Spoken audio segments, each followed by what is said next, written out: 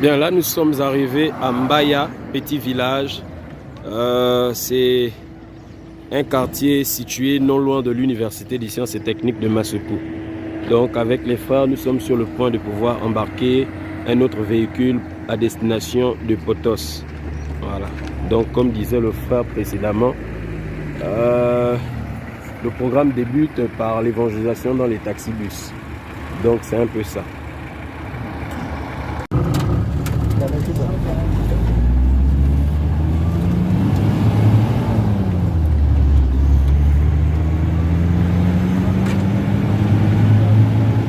Bonjour à tous, désolé du dérangement, j'aimerais nous partager une parole, un message qui nous est salutaire.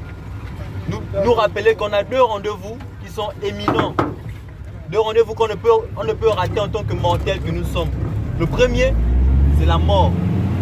Et le second, c'est la rencontre avec Jésus-Christ. Actuellement à Missa 2025, il y a ceux qui n'ont pas vu 2025. D'autres souffrent dans la dépression. On compte le nombre de personnes qui se suicident aujourd'hui. On compte le nombre de personnes qui ont un esprit suicidaire. Parce que la mort aujourd'hui a envahi des cœurs. Je vais parler de la mort. Un des sujets tabous sur lesquels personne ne veut vraiment parler, car personne ne veut mourir. C'est un sujet qui fait peur. C'est une réalité qui effraie beaucoup de personnes. Tout le monde tient à la vie, mais personne ne tient à la mort. Mais c'est le rendez-vous le plus éminent, car un jour tu vas mourir. Tu es fait de chair, de poussière, et tu retourneras à la poussière. Mais la Bible dit, souviens-toi jeune homme, pendant les jours de ta vie, qu'un jour tu seras devant le tribunal de Christ, et tu répondras de tes œuvres. Aucun homme n'est au centre hors Jésus en fait. Je vais vous rappeler une seule chose. Il est venu sur la terre. Il a marché parmi les hommes. Il a fait une chose qu'aucun homme ne pouvait faire. Mourir pour toi. La Bible dit, on peut mourir pour un seul juste, mais pas mourir pour des impies que nous sommes. Je parle de ceux-là qui sont dans l'adultère, la prostitution, la masturbation. Christ est mort pour toi. Pourquoi?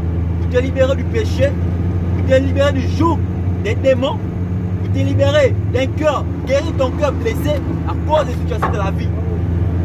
Le message de prêche n'est pas un message qui monétise de l'argent. Aucune parole ne peut, aucun sou, ni tes biens ne peut acheter l'évangile. L'œuvre de la croix est tellement salutaire que comme une bombe radioactive, elle se propage de génération en génération. Christ a été prêché avant, il est continu d'être prêché aujourd'hui. Je vais simplement te rappeler que ignorer l'évangile de Christ, c'est ignorer ce rendez-vous très important. Où iras-tu après ta mort? Généralement, on dit pendant les enterrements, il n'est plus. Alors que son cadavre est devant nous. Mais qui n'est plus? C'est ton âme. Un jour, tu répondras de tes œuvres. Tu as certainement de l'argent. Tu es très belle de face. Tu crois que la vie t'appartient. Toi qui es jeune, tu veux vivre sans l'heure. Tu t'es dit que tu maîtrises la vie entre tes mains. Que tu es capable de jouer à cache-cache avec la mort. Mais laisse-moi te dire que lorsque l'heure viendra, lorsque le temps viendra, tu ne pourras rien faire. Nous sommes tous impuissants face à la mort. Ton argent ne peut pas te garantir la vie. Si aujourd'hui tu t'es réveillé, ce n'est pas le réveil qui t'a réveillé. Je vais te le rappeler en fait, ce n'est pas le réveil qui t'a réveillé. Car d'autres ont mis ce même réveil et ne se sont pas réveillés en fait. Mais c'est une grâce. L'oxygène que nous respirons aujourd'hui ne peut être acheté. Si c'était le cas, des grands hommes riches et milliardaires devaient le faire. Lorsqu'on est face à la mort, on devient comme un enfant en fait. Que feras-tu lors du retour de Jésus? Tu crois que c'est aller dans une assemblée qui te garantit la vie éternelle?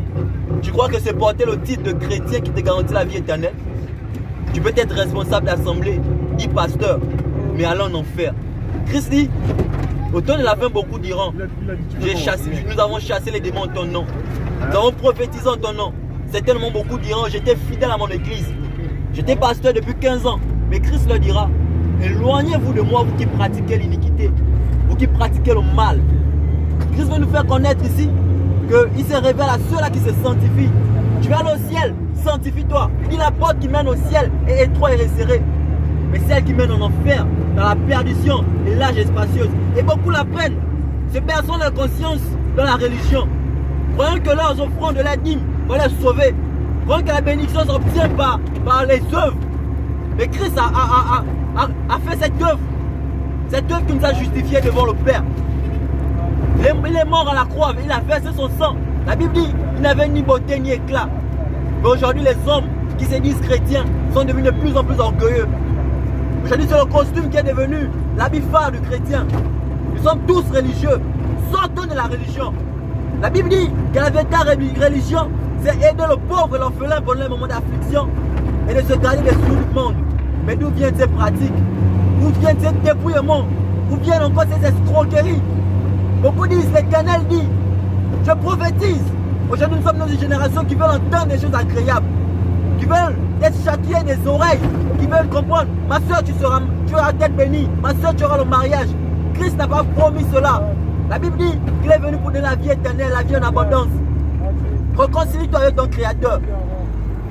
Le temps est linéaire, comme la vie est linéaire.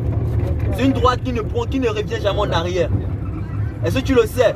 Tu avais un jour 5 ans, demain tu auras 30 ans. Certainement, tu auras 90 ans. La vie est linéaire. Et cette vie ne peut faire demi-tour. Parce qu'un jour tu feras face à la mort. Oui, Christ est venu nous sauver de nos péchés. Il est venu nous libérer des œuvres des ténèbres. La Bible dit on irait tous, chacun prenant son chemin. Mais lui il est venu, il a pris la maladie, il a pris les meurtrissures, il a pris la condamnation. Il est venu et il nous a libérés des actes, des ordonnances qui nous condamnaient. Je ne présente pas une église ou une assemblée ou un homme, mais je présente le Créateur. Le message ne parle pas de l'argent. Christ n'a pas besoin de ton argent, il a besoin de ton cœur. Repentez-vous, car le salut est proche. Repentez-vous. Nous sommes le 2, je crois, janvier 2025. Il y a de cela 2 jours, beaucoup ont crié bonne année de manière religieuse. Beaucoup ont passé des temps dans des églises à prier.